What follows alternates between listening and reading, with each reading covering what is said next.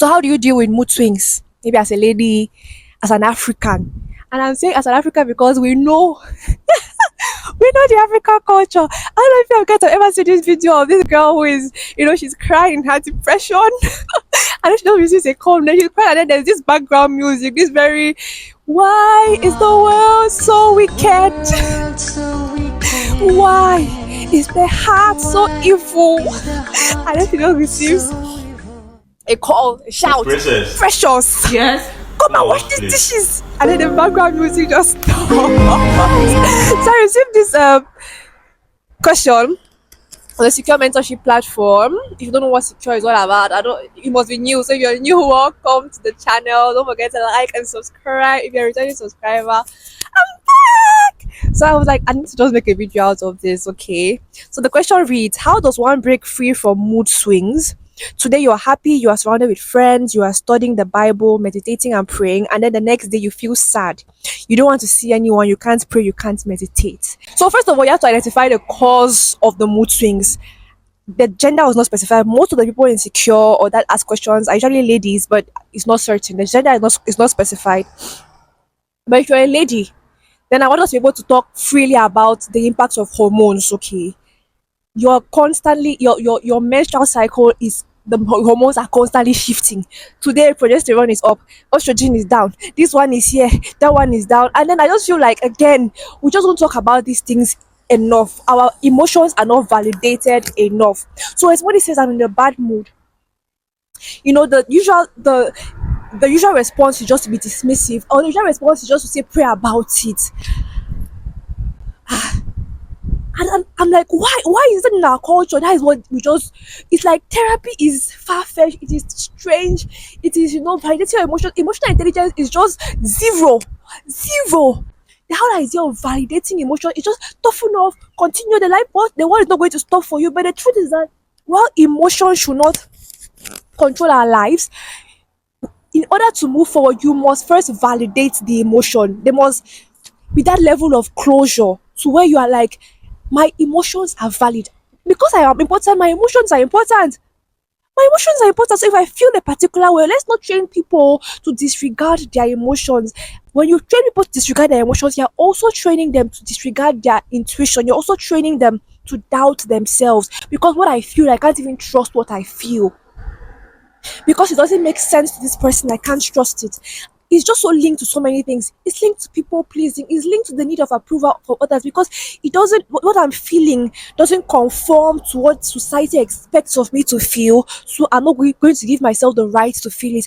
Listen, emotion should not guide your life. That's not what I'm saying. Okay, especially as Christians, we walk by faith, not by sight. We walk by faith, not by sight. Sight refers to your senses. What you see, what you hear, what you touch, what you taste, whatever. We're not supposed to walk by sight, okay? But before we step into the supernatural, we must first acknowledge the natural. We cannot live in oblivion of the natural. Let me just do this. I digress. Let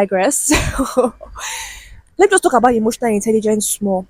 Many of us cannot even identify what we are feeling per moment. We cannot identify what mood. We're talking about mood swings now. If I were to ask you, what is the mood that you are experiencing? What are you really feeling? Many of us don't know. Apart from I feel bad, I feel good. We don't know emotion. We don't know the emotion. We don't know emotions like I feel surprised, I feel content, I feel heartbroken, I feel disappointed. We don't, our emotion vocabulary is zero. So when you're feeling bad, that's all you know. I'm just feeling bad. You can't even pinpoint, and because you cannot name the emotion, you can't even have that self-awareness to start identifying where is this emotion coming from. Where is it coming from? Where is it coming from? Because it starts from there. So I've really laid the ground and said, see, let's do better as Africans. Let's do better. Therapy is not of the devil.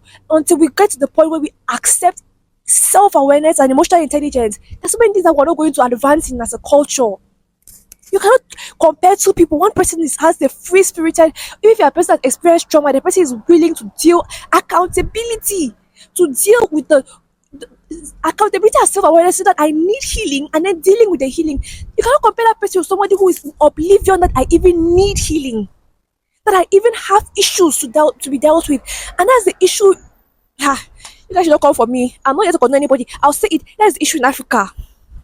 That's the issue in Africa. We are not even acknowledging in the first place that we that we need healing. Nobody wants to. I turned out fine. When I started talking about childhood trauma, there was some of there were some people were disciplined. I feel like I'm not looking at the right place in the camera. Sorry guys. There were some people were abused in the name of discipline as children. They took pepper, they grinded pepper, they rub it on your bumbo. And you're like, no, it's things like that that made me into who I am. I turned out fine. Did you turn out fine?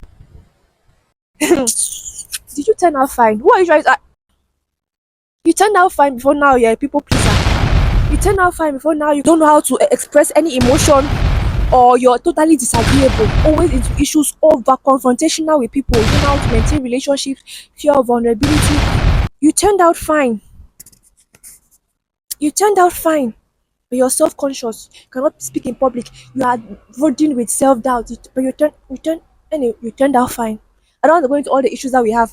No, but we turned out fine. We turned out fine. It's fine. It's fine. It's okay. You turned out fine, sir, ma. It's fine. It's okay. You turned out fine. Let's see how far that takes you.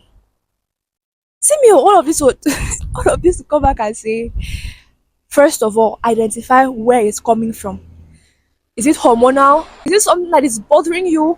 Secondly, what the other thing that it could be? Are you just hungry or tired? Because I feel like sometimes we don't talk about these things. But then you're just hungry, you're tired. You don't have a good routine. You eat only at night. You stay the whole day. You're not had breakfast. You're not anything, and then you're wondering why.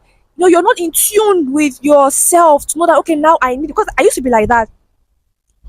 I used to be. I'm the kind of person that when I'm stressed, I don't eat. There are people that when they're stressed, they eat. I'm the kind of person that when I'm stressed, I don't eat. So in school, I'll be so stressed. I wake up in the morning, I'll never have breakfast, I'll leave the house, I'll go to hospital, clinical, yes, you're up and down, you're up and down, you're up and down. And then by evening now, I'm just in a bad mood with everybody. At that time, I remember, with my fiance at that time, I'm just in a bad mood.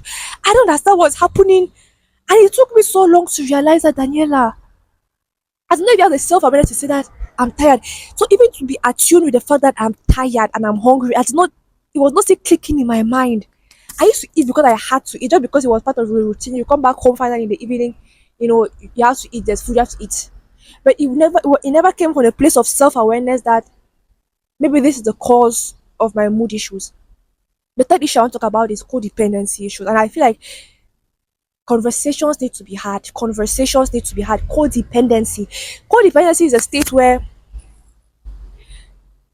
you live as an extension of other people, and your emotions are tied to theirs. You cater for everybody's emotions. Okay, you feel responsible for everybody's emotions, and it's another characteristic of many of us who said we turned out okay. Now you find yourself, you are hyper responsible. You are codependent, you call it empathy. You enter a room and you are able to read everybody's emotions and absorb everybody's emotions. You read faces. That person looks angry. That person is, if I say this, how that person react, and it puts a state of hyper vigilance. It's not something that is happening consciously. You're not consciously thinking about it.